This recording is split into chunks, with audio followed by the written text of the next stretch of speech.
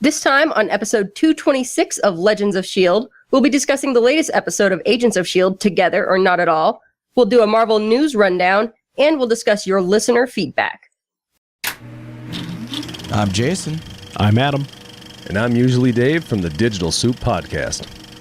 A proud member of the Gonna Geek Network, just like the show you're listening to now. The opinions expressed are those of each individual. Check out all the other podcasts at GonnaGeek.com and get ready because geekiness begins in 3, 2, 1. You have been granted clearance by Director Phil Coulson. Stand by for S.H.I.E.L.D. debriefing.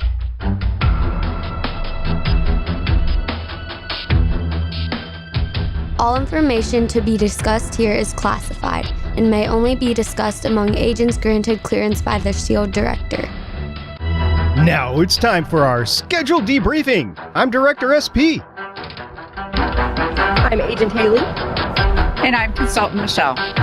Welcome to Legends of S.H.I.E.L.D. It's a Marvel Comic Universe fan show. The show is recorded on Sunday, January 14th, 2018, live from the Legends of S.H.I.E.L.D. studios on Terra Firma and broadcast galactic-wide via www.geeks.live. Ladies, happy National Dress Up Your Pet Day.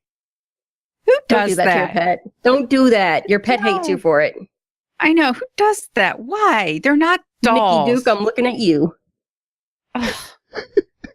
But they're so cute when you dress them like Groot or like an Ewok. They look so cute. Groot is not a pet. Ewoks are not pets. Ewoks are vicious warriors. They brought down the Empire. Vicious warriors. Okay. You heard it from Haley. Stormtroopers. Well, that's true.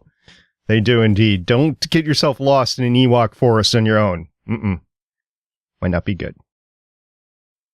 Okay, with that public service announcement, we're going to move on. Legends of S.H.I.E.L.D. is a fan-based podcast on the ABC television show, Marvel's Agents of S.H.I.E.L.D., Marvel's Defenders on Netflix, Legion on FX, possibly, if we ever get around to it, The Gifted on Fox, the Marvel Cinematic Universe, and the Marvel Comic Universe in general. Because of not tooting your own horn. If you'd like to talk to us about not tooting your own horn, you can visit our website, legendsofshield.com. You can leave us a voicemail at 844-THE-BUZZ-1. That's 844-843-2871. You can find all of us, except for Star Pie, on our Facebook page, Legends of S.H.I.E.L.D. Podcast. You can find all of us, including SP, on Twitter at Legends of S.H.I.E.L.D. You can find all of our videos on our YouTube channel, youtube.com/GonnaGeek. And remember, Legends of S.H.I.E.L.D. is a proud member of the GonnaGeek.com network. Ladies, we are one agent short today. Well, I guess Agent Lauren decided she's just not going to show up for work today. She got stuck down on the surface. You think her leg's okay? She shouldn't be standing. What kind of weapons would Lauren have on the surface of Earth in this future? Would her crocheting needles actually be weapons? I don't think I like Lauren's chances in a combat situation. Oh no, she can. As much as we love her, she's more likely to injure herself than somebody else. Well, that's true. And she would try to make everything around her pets because that's the way she is. Like she won't eat a porg if she is hungry. Everything's a pet. I love that GIF that somebody finally made of the porgs that are playing with the lightsaber and one actually turns it on. That's what I wanted to see in the theater. Force using porgs. Well, everybody's force using now, right? I guess. All right, we need to talk about Star Wars: The Last Jedi in an upcoming episode. In the meantime, we're going to move on into the current episode of Agents of S.H.I.E.L.D.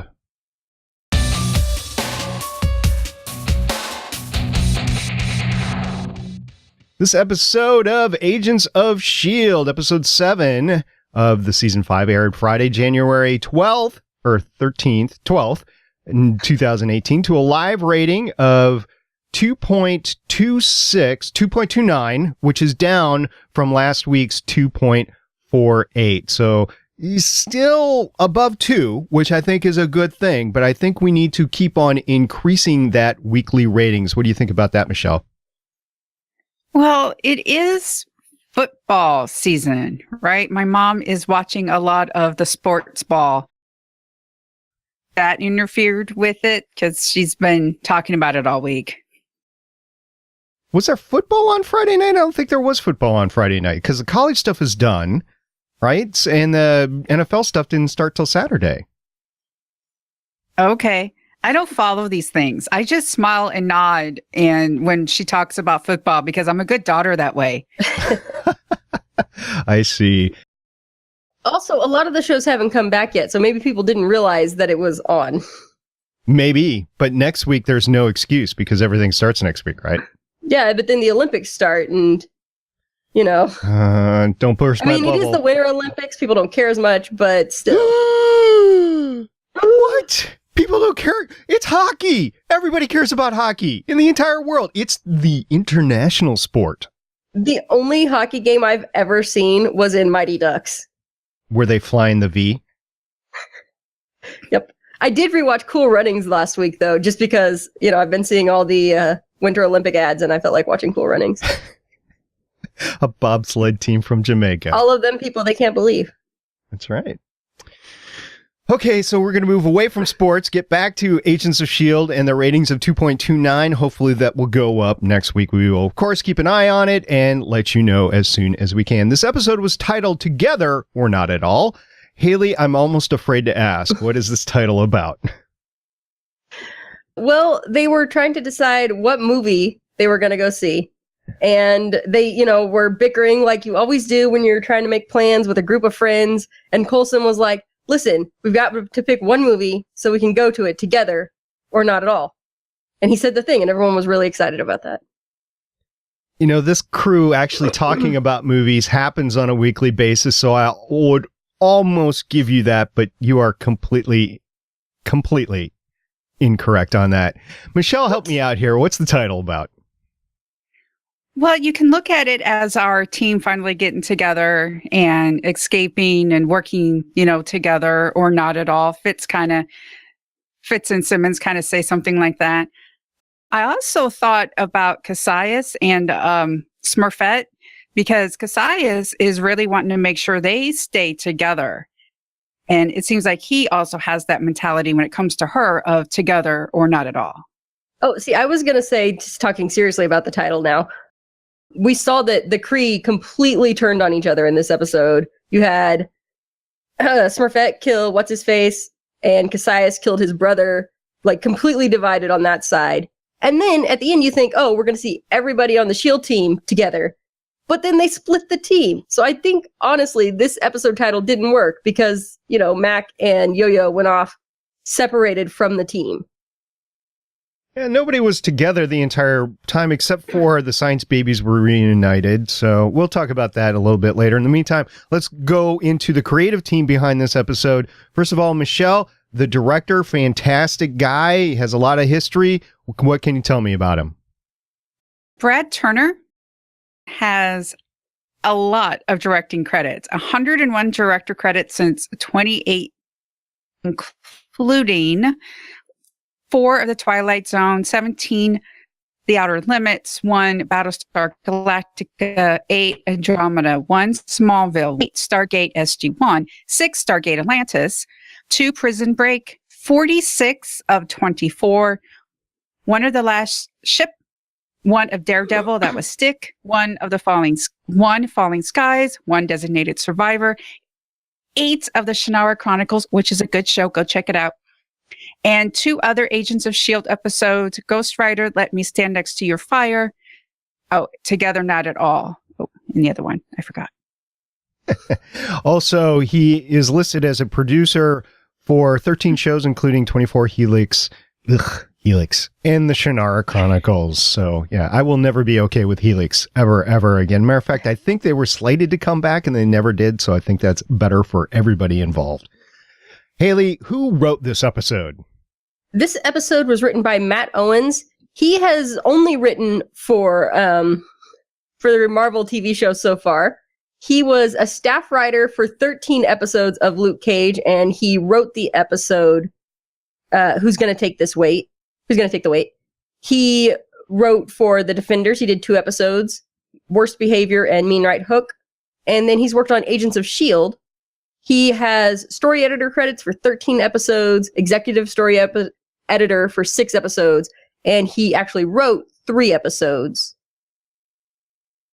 Yes, first one was a ghostwriter titled episode, Let Me Stand Next to Your Fire, The Man Behind the Shield, and Together, Not at All. So actually, I think this is a great team, a team that seems to have worked well together before, so it's good to see them back together, and I think they delivered an excellent product. But it doesn't matter what I think. What matters is what Michelle's mom thinks about it. So what about your mom? Yes, in between football games, she did watch this episode, and again, she loved it. She was, happy the science babies got back together, and she was kind of surprised that the brother killed the other brother, because she's like, I didn't know he had it in him, and all that type of stuff. So she's very happy with the way the season's going. Good to hear, because I liked it. Haley, what'd you think about the episode overall? Did you like it? Yeah, I liked it. Actually, in the last week, my sister has started watching Agents of S.H.I.E.L.D. on Netflix, and she's up to season 3. And she said, season 3 is getting better now. So I just thought I would share that.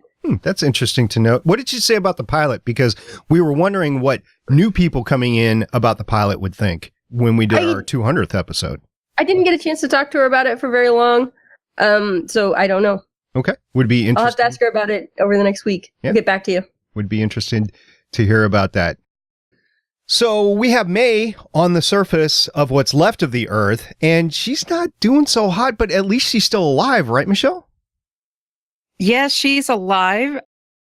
It's interesting. Enoch finds her, and they have this discussion, and she's just like she knows what's wrong with her leg, and he's like, you should not be standing. Like, are you a doctor? And she's like, no, I'm a fighter, with that look. And that's May. May would continue going if she lost a leg and an arm. Like, she would still be fighting, because that's May. So you don't think she's going to heed Enoch's advice to consider a career change? I bet she does. I think she will by the end of the season. I think she's ready to retire on a beach with Coulson, as I've said many times before. Headcanon accepted for Haley. Yeah, that's what I'm thinking. I'm thinking she's going to get a little old. Now, I have not divulged my newest theory on the air. Of course, we know it's going to be wrong, but I'm going to tell it anyway because it's fascinating to me to think about this. So we still don't know who built the lighthouse. So I'm thinking that the team, they don't go back to 2017 or 2018 or whatever, but they go back before that, maybe even before the series starts, so that they're on Earth and they create the lighthouse to begin with so that the cycle can repeat itself. So I don't know if that's going to happen or not, but that's an interesting possibility. What do you think, Michelle?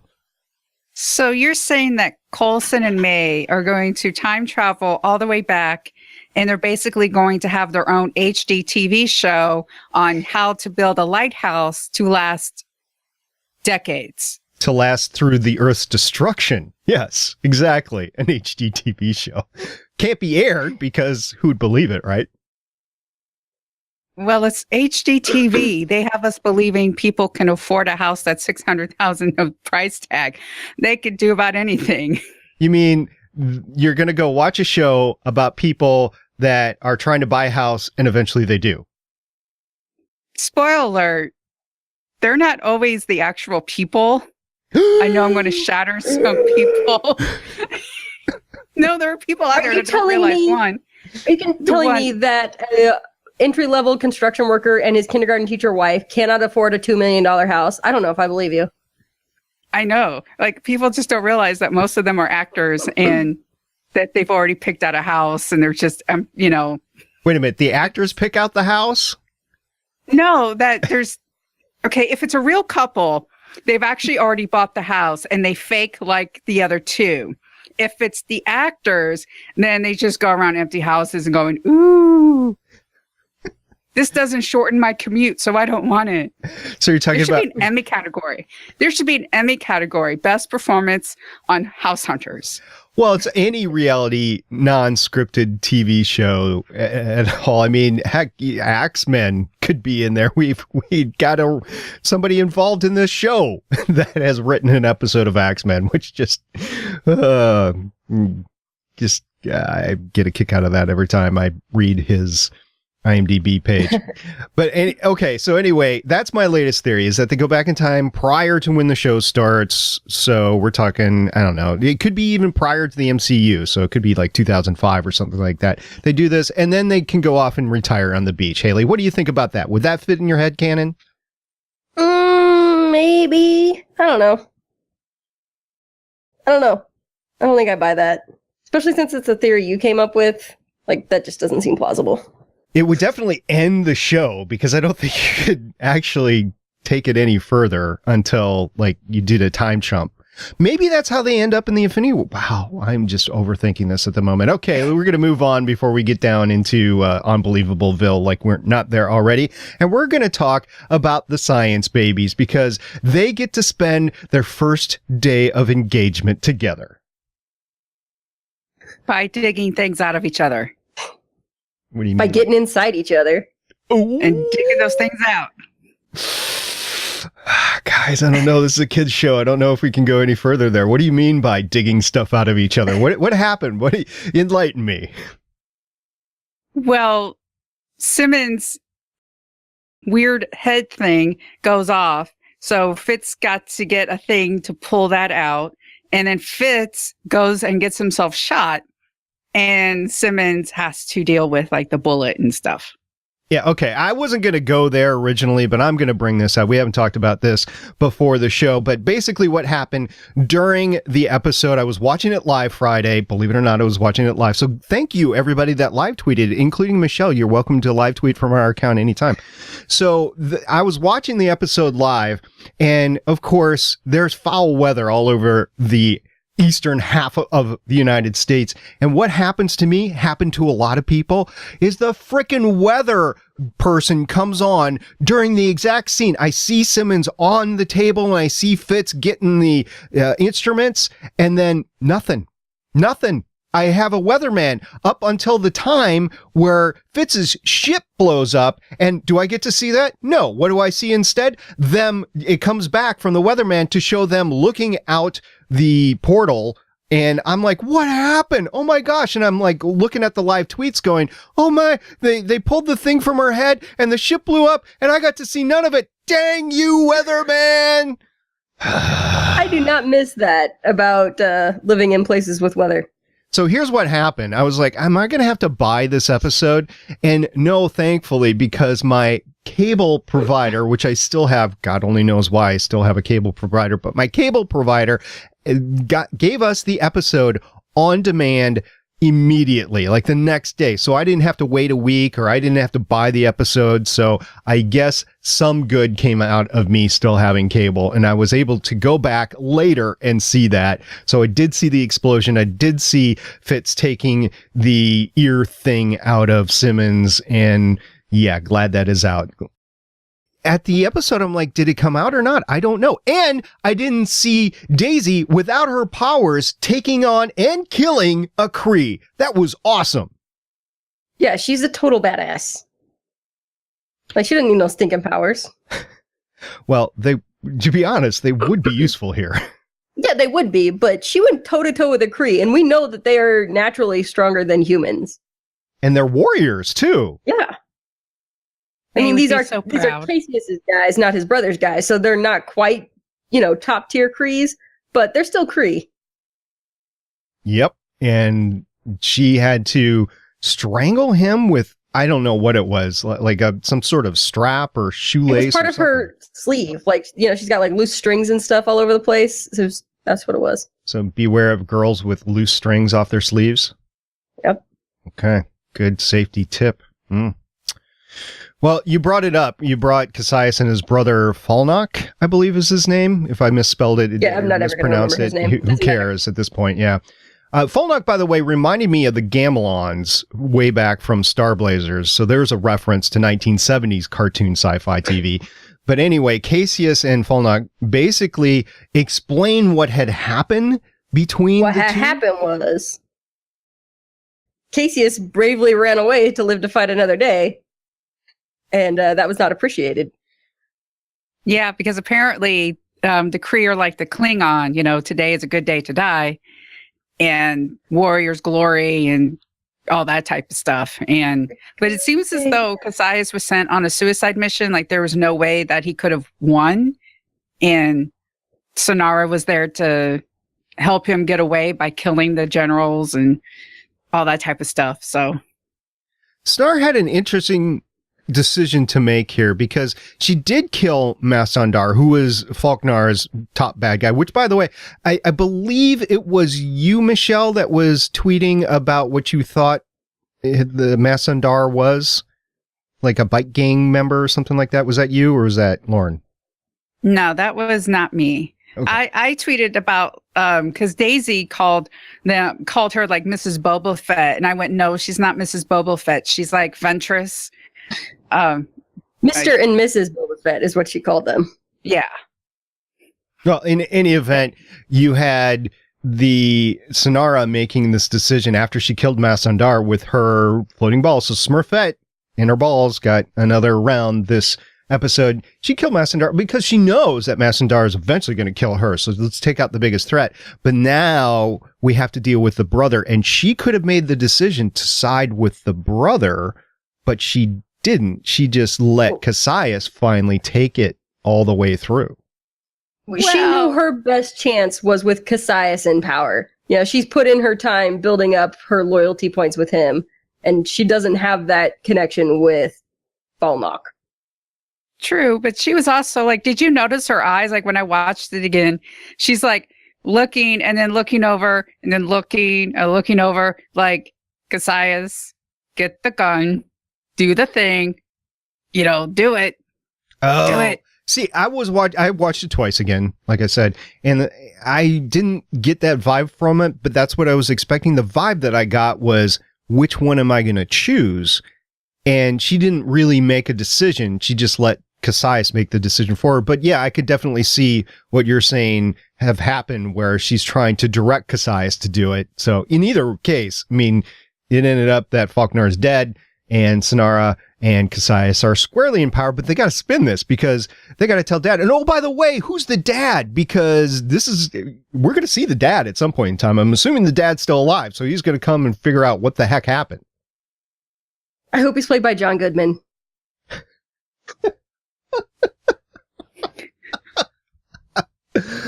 I just don't see John Goodman as a Kree warrior, but okay. No, like an old Kree warrior who is now more of like a, part of the higher government. So he's not quite in his fighting shape anymore, but he's still gruff. I guess I got to go to the next generation and some older Klingons to get myself in that mindset. But yeah, the Kree to me are like in shape. They're going to fight, but we haven't seen I don't think they're going to get Michael Dorn. Sorry.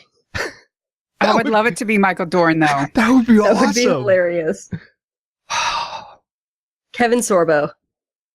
That would work too. I mean, we know he's not doing anything. He would definitely do it. He got killed on Supergirl, so I know he's available. Good stuff is about to happen. But Sonara definitely. Did you guys, when Masandar was shooting the way in, did you guys know that she was going to kill him at that point in time? Yes, as soon as she like stationed herself directly behind him, I was like, oh, she's killing that guy. Yeah, when she said, "You're so slow." Well, it definitely happened and moved on. So, in the meantime, Flint, who's the new Inhuman that could control rocks, demonstrates his power and kills the Kree that are killing Tess and everybody else around them. And I think this kid's going to be good. I'm a little worried about him, about being grounded to reality, but it's the future. So his reality is not my reality. In any case, Flint is on his way up. What do you guys think? Good for him. He's been around all this in action. No one's really like, rise up. No one's, getting a little Hamilton going on again. And I think that's what Mac and Yo-Yo see in him. Someone who wants to rebel, someone who wants to stand up and help others stand up. And I think that's probably why they stay. So we get like Daddy Mac and Mama Yo-Yo with their own little cub to take care of. Yeah, and of the three of them, Mac's the only one without powers, but he's still cool. Yeah, but he's going to have a shotgun axe soon. So he doesn't need powers. As long as they can get it out of a level 3. So we're going to jump ahead a little bit here. That is Chekhov's shotgun axe. You do not put a shotgun axe in a hidey hole to not pull the shotgun axe out of that hidey hole. I know, it was great, though. They're Fitz at the end is telling him, oh, by the way, I stashed all your weapons and everything, and it's in a wall. You guys be fine. They're like, well, where is it? And they're like, and Fitz is like, level 3. Like, what are you thinking? And he's like, whoa, I'm not getting enough credit. How am I supposed to know when waking up like 70 years in the future after being in this tube that the place where I put the things is overrun with blood-sucking insect things? I just could not see that. So I know. So he apologized, said, hey, thank you very much. And they moved on from that. But in the meantime, this is in their quest to get to the surface, because it's the only play that they have right now is to get out of the lighthouse onto the surface and hopefully help May, but get away from the Kree, really. And they also know that there's somebody on the surface through the communication device, which just happens to be a digital voice recorder, the Tascam DR05. Kind of a communication device, but it's not a radio, people. No radio. Maybe that's the trick all along, is they're not communicating. Somebody's just hitting the play button. So they're hearing these messages that were recorded. Could be. Like somebody's play before the Earth was destroyed. They're doing a War of the Worlds or something like that. Yeah. Okay. Once again, voice recorders make tremendous props on set because they do look cool. I mean, Haley, you've got your Zoom H5. Michelle, you have a Zoom H5 in front of you right now. Those things are pretty cool looking, aren't they? Yep. Looks like you could tase somebody with it. It does. Yes. Multi-use. Records your voice, communicates with other people, and happens to tase your enemies if you need to. Great. Minor modifications required. Zoom, get on that. Or Tascam, or whoever, Roland, whatever. Okay, so they go to the surface and they find, or Enoch is been sent last episode to go look after May. Good thing that he did, because I think May would have gotten into trouble if he wasn't there. Very capable of stabbing the crap out of those Vrels and making his way to May. And we see he has another unique capability on his skin, doesn't he, Michelle? Yeah, he can press a button and change his skin color. That's racist. It is? I don't think it is, because you could go to parties dress however you wanted. I think it would be great. You'd be dressed as purple, you could be dressed green. Ooh, you could be a Klingon, you could be what are those green aliens? We don't know if he can reshape his forehead. No, but you could put a little prosthetic, but you'd have to change your skin color to look like a Klingon, right? Yeah, but I'm saying I don't think the skin color is the most defining features of the Klingons. No, I mean, if he wanted to cosplay as Vision, though, he could do that. He could do that. He could do like the 60s Klingons. He would just have to, pump up the brow action. Grow his eyebrows out a little bit. Yeah, sure. Anyway, there's a gravity storm and people come and they're safe in the bus and Robin's there. So she survived. Yay. I called it so hard. That was good to see. That was amazing to see, actually. Not only do we get Robin back, who I didn't check the actor involved. It was maybe Polly with aging, or if it's an entirely different actor. I got it. I think it's a completely different actor. Well, it was amazing seeing her, and it was amazing seeing her in the bus. Yes, we know it's Zephyr 1, but we call it the bus. In the bus. It was great. Although I was trying to see where they were in the bus, couldn't quite see exactly. I assume it was like the big bay in the middle. I don't know. But that's something that it survives 70 years. Which Very is amazing. well made. Yeah, which is amazing considering who had been flying it recently. And we also understand why they have survived, or why Robin has survived, because the last we saw, Robin and Polly and Lance were in the lighthouse. So we're wondering if they had stayed in the lighthouse or if they'd gone somewhere. I could see them staying in the bus in Zephyr 1 and surviving apart from the lighthouse, at least when the Kree actually showed up. Like, oh, this is not going to be good, so we're going to go away. Especially if Robin was able to forecast what was happening, which obviously she was, which is why everybody was sent to the future. So, and now that she can see in the future, if you saw the next time on Agents of S.H.I.E.L.D. sort of thing, you can tell that she has some sort of a way to predict how to use whatever the monolith is. So there you go. Gravity, we didn't touch upon that. Gravity, very important. We find out what is causing the gravity in the lighthouse because we were wondering about that the last few episodes, and it is something from Agents of S.H.I.E.L.D. past, isn't it, Michelle? Yes, it's the gravitonium. And that's all the way from season 1. The last that we knew, that Quinn guy, I think that's his name. And then there was the other guy who got taken into it. So now the question is it just plain old gravitonium, or is it gravitonium with the guy in it that has survived this long?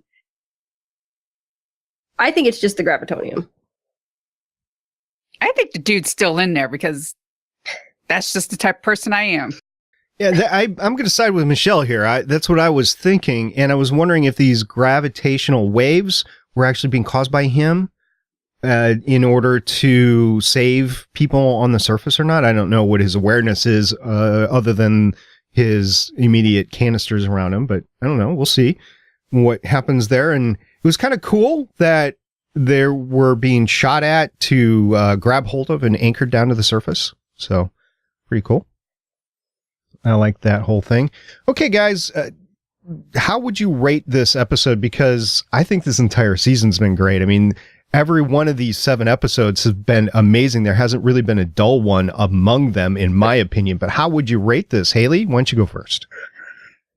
The problem I'm having with this season is it feels like one big story. So, like, each episode story, it's hard for me to figure out how to rate it because I need to see it again later once we know everything and know all the parts of it. So that's why I'm struggling with this. But I'm going to go with, let's go 8 out of 10 rocks in a Kree eye. Okay, another 8. That's high marks for the episode. Michelle, are you as high? Yeah, I would say a 7 rocks in a Kree's eye. I was enjoying it. I too am like with Haley, because right now it's like they're getting such a strong start, and I'm like, stick the landing, please stick the landing, please. It's like they're a gymnast suspended in the air right now, and we don't know how it's going to go. Yeah. The only thing that knocks it down for me is like Deke didn't need to show up. It was almost like an afterthought, like, oh yeah, we locked this guy in a room and they're used to, let's put a window in there conveniently so he can escape and come back. But I love the fact that everybody was like, oh, let's kill him. He's a snake. And it was just like, oh, I could have, like, if you cut him out, these still would have escaped. So, well, no, they needed his anti-grav thing. But we saw that Fitz and Simmons went up together. Why didn't they keep going up 2 at a time? That was dumb. They're dumb. They deserve to get caught.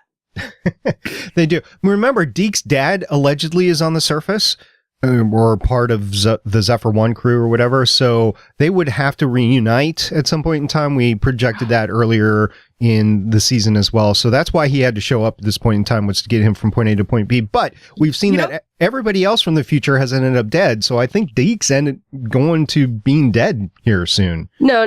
Deke's going to be the leader of some sort of resistance on the planet. Could Deke be Lance's son? Ooh. Or is that too... Oh, like Lance? Ooh. Not his son, maybe his grandson, but I don't think they're going to go that direction. I like the way you think, though. That would be an awesome callback. And remember, Deke's version of the framework is still in play, so I think that's going to come back as well. This show does not just give you stuff and then forget about it. We eventually come back to it. Could be 5 seasons from now. I don't think we're going to get 5 seasons from now, so it's probably going to be before we leave this season that we're going to go back to that framework again, which, oh, heck no. But it's still there, remember? It's still there. I will give the episode an 8, and I was going to go lower, but I'm going to give it an 8 because I loved the backstory of Cassius. I loved the interaction between him and his brother. I love learning that out, and I love seeing Robin at the end, and of course May just being on the surface and surviving. To me, it's an 8, and that's tough for me to say actually, because like I originally wanted to go to 7, but it was just too good, and this whole season's going to be great on a rewatch. I can't wait until I get to that point. It's going to be fun to watch it all. And yes, stick the landing. Because if the landing doesn't stick for me, it's going to be another How I Met Your Mother. It's going to be another Chuck where I never want to go back and watch it again. So they got to stick the landing. You're right. Otherwise, I'm not going to want to. All right. Looking forward to next week. The episode is called The Last Day. Yeah, Agents of S.H.I.E.L.D. Season 5, Episode 8. And looking forward to that. Prediction, it's going to be a flashback to the day the Earth blowed up. It'd be nice to learn what happened. And of course, we do have humans like Robin has been through it. So as long as she's able to verbalize what happened, it'd be nice to learn that. Yeah. That it is not Daisy's fault. Good. It's not Daisy's fault. Well, Robin's the only one that can prove that right now, right? Yeah, that's true. Yep. So we'll see how that goes. In the meantime, if you're looking for other geeky content, we've got a bunch for you on the Gonna Geek Network, including something new, right, Haley? Yeah, it's our pleasure to welcome the latest member of the GonnaGeek.com podcast network, the Intellectual Podcast. The Intellectual Podcast was conceived and hosted by David S. Dawson. It's an arts and entertainment show dedicated to providing fans of the creative arts an inroad into the lives and inspirations of the talented creative individuals who create the projects we all enjoy. With co-hosts Whitney Wegman, Steve Schwartz, and Mark Atkinson on board, conversations with guests are casual, lively, and often revealing. So you can find that on the GonnaGeek.com website. Would encourage you to go back and look at their back catalog. There are some phenomenal interviews there. So we are excited to have the Intellectual Podcast join the GonnaGeek.com network. And everybody's back to producing content now. So don't forget to check that all out at the GonnaGeekNetwork.com. Meantime, we're going to move on and get some news in.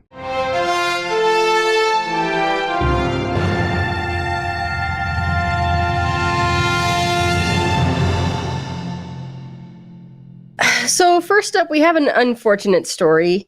Stan Lee has been accused of sexual misconduct by home care nurses. So according to the article, a string of young female nurses have claimed that Lee repeatedly groped and harassed them and demanded to be pleasured. The nursing company that employed the women is now reportedly involved in an unspecified legal dispute with Lee. However, no lawsuit has been filed and no criminal complaint has been made.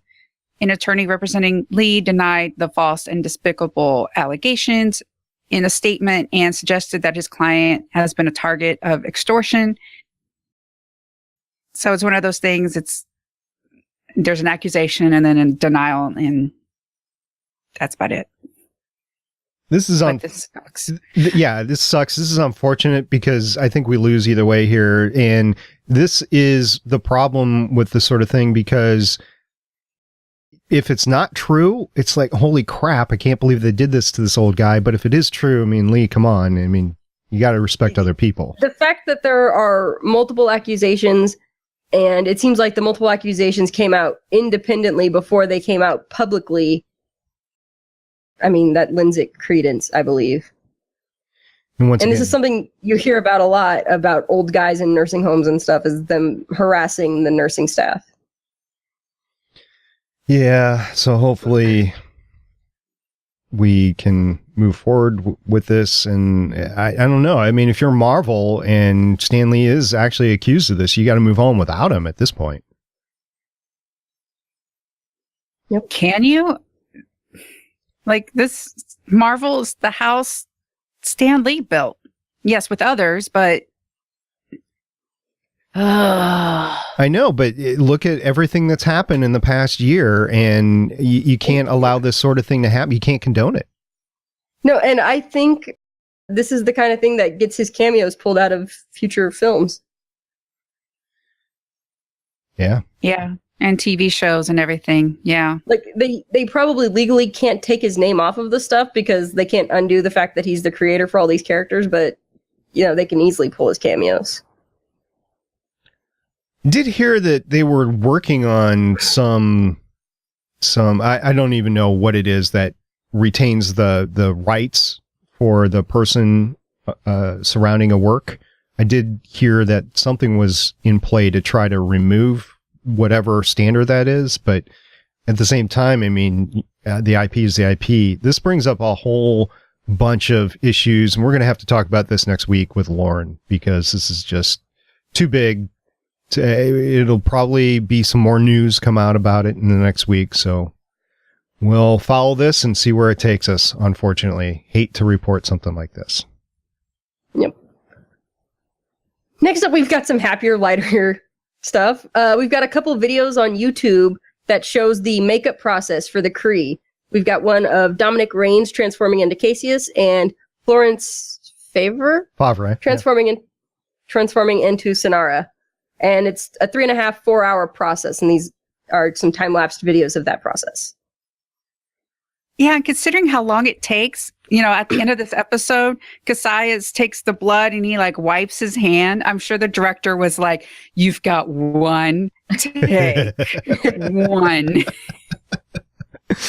Yeah, the blue blood on Sonara's face, or hands. Was it her face or her hands? I think it was both, right? He wipes his face with the blood, and then it's on his hands, and he takes her hands. Yeah, I'm sure it was just one take.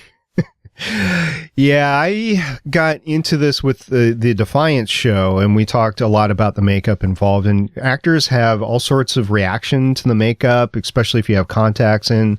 And it is a very laborious process. It makes for a very long day because you have sometimes an actor asleep in the makeup chair as the team is creating the character around them. And it just, you only have so much time before you have to go home. Matter of fact, we had, what was her name? The leading lady from Defiance. She would go home and she would find white stuff all over her furniture. She had to get all new furniture. Yeah, Jamie Murray. She had to get all new furniture. Shannon is going to unfriend you for forgetting that. She's not going to listen to this anyway. If she does, that's true. Shannon, this is great to, have you listen in. I don't know. I feel like she's probably got some sort of Google alert set up. Anytime Jamie Murray's name is mentioned, she'll get that. So she'll hear this part of the conversation. I see. Anyway, Jamie Murray had to get all new furniture because she had white everywhere, and it happens. So next up, some business Marvel news. Black Panther set a pre-sale record for Marvel's movies in the first 24 hours. I'm not seeing a number of how many they actually sold, but apparently it's a record. Yeah, it's pre-sales after the first 24 hours is outselling Captain America Civil War, which was the previous top seller. And this movie is not out for another month. This movie is on fire. I can't wait to see it. I'm so looking forward to it. So, some more movie news. We've been talking for years now about a Black Widow solo movie, and apparently that idea is gaining some momentum with Jack Schaefer as the writer. Yeah, sources say that it's in very early development.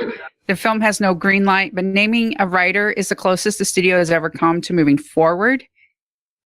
It's like we've been waiting for this for a decade, I believe. And I can't believe it. Since the first Avengers movie. Yeah, Marvel should have been the first one with a solo female action movie based on the comic book property. This should have happened way before Wonder Woman. And this is the area where Marvel needs to play catch up, because Wonder Woman was awesome and it did phenomenal. And now Marvel's like, oh, what could we do? It's like, hey, how about finally do a movie about this character you've had for 10 years?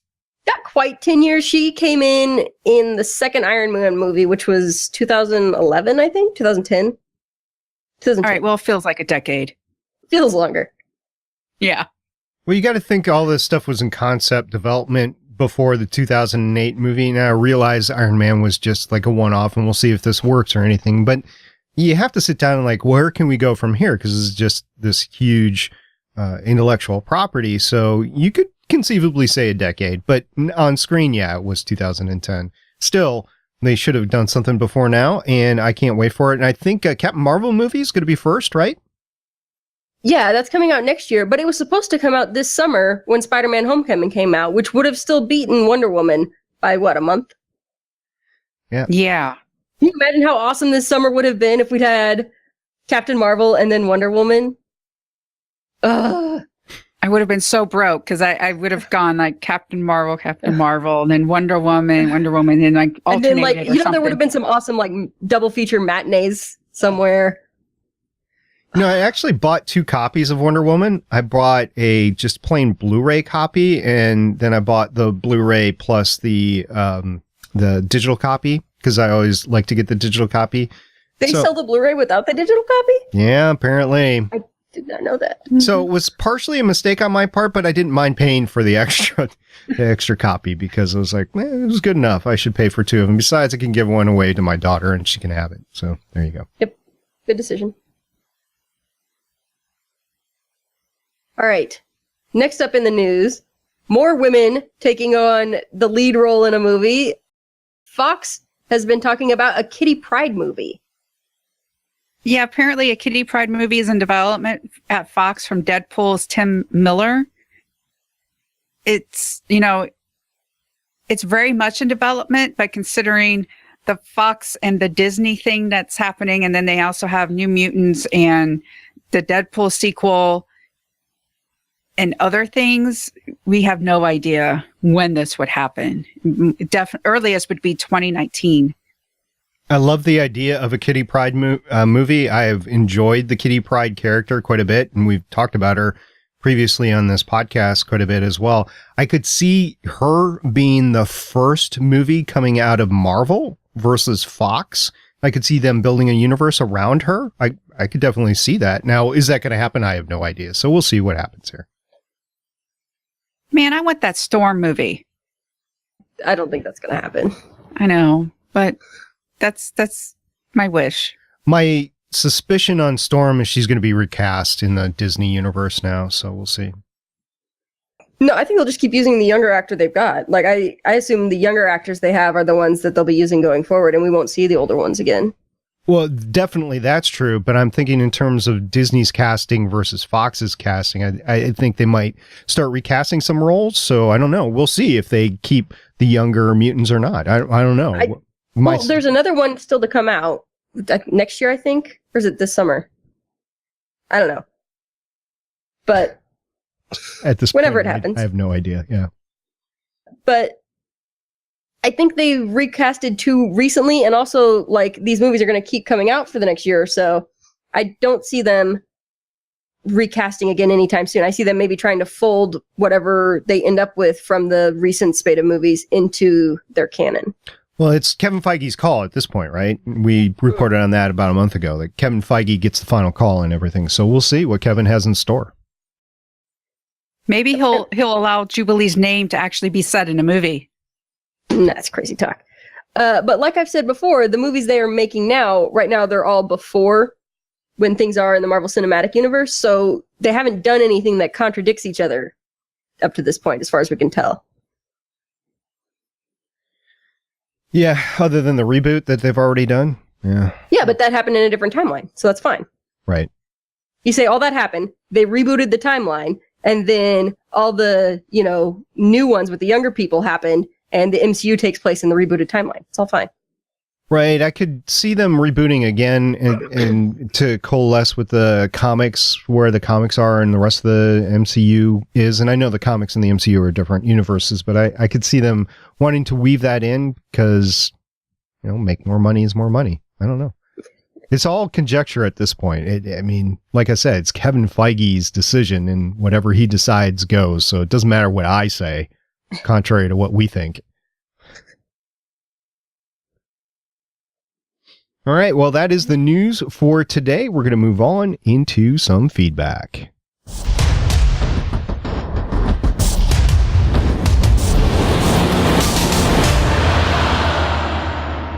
We've had a lot of interaction on Twitter, and again, so many. We appreciate them all, but wanted to pull out some highlights. So, for example, Elizabeth Hedstridge tweeted, "Oh wait, Agents of S.H.I.E.L.D. is on now, East Coast, get it." And there's a picture with it with Samuel Rupkin, who plays the brother, and he's eating and such. And then Clark Gregg says, "Up to my neck in alien monster things, but will live tweet Agents of S.H.I.E.L.D. with my other hand." Nice. And then Lauren said, "Just make your robot hand do it." And the actor who plays the brother actually liked that tweet. So thank you very much, Samuel, for following following Twitter as the episode went and liking our tweets. And also, thank you very much for playing such a convincing Kree.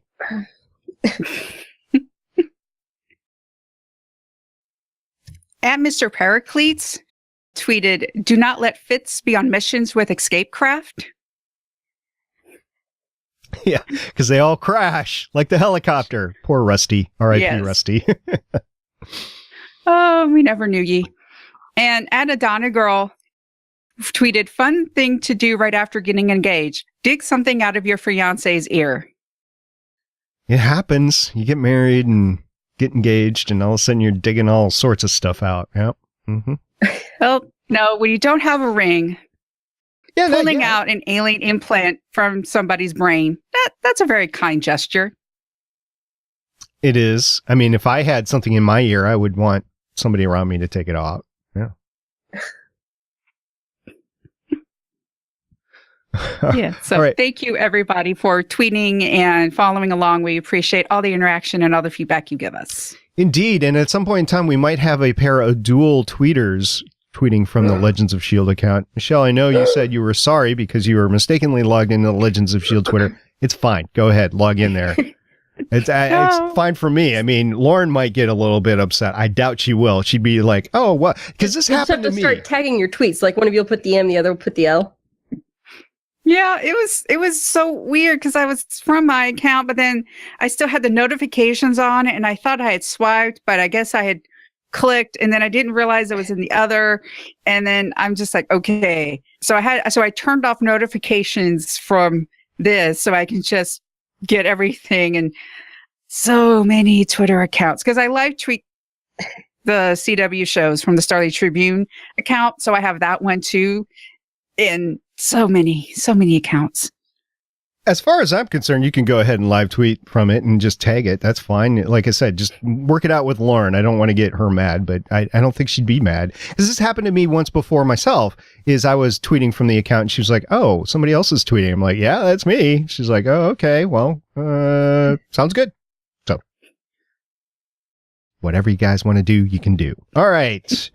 With that, we are going to anti-grav this one out.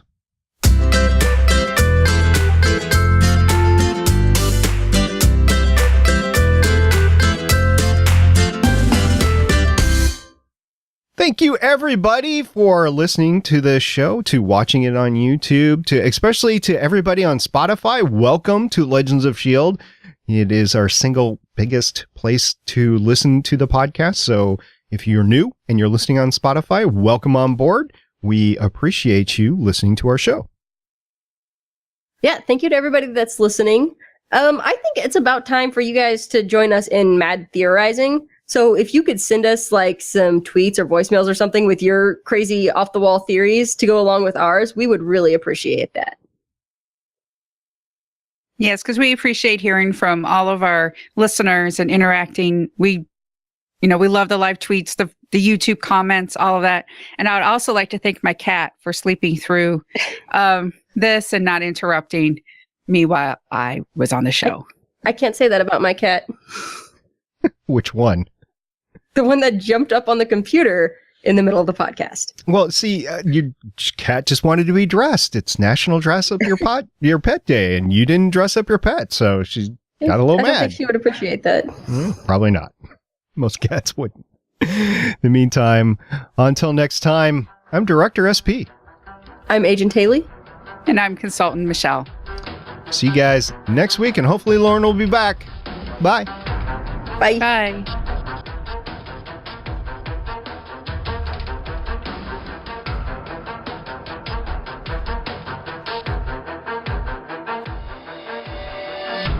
Thank you for listening. If you want to leave us feedback, go to gonnageek.com and you will find all our contact information and other shows.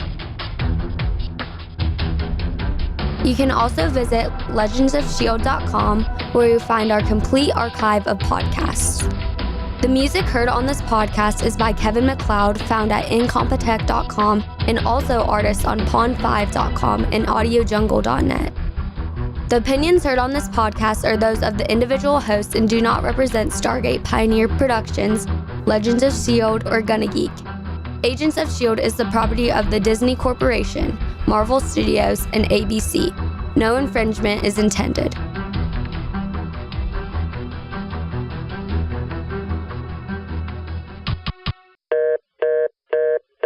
Legends of S.H.I.E.L.D is copyright 2018.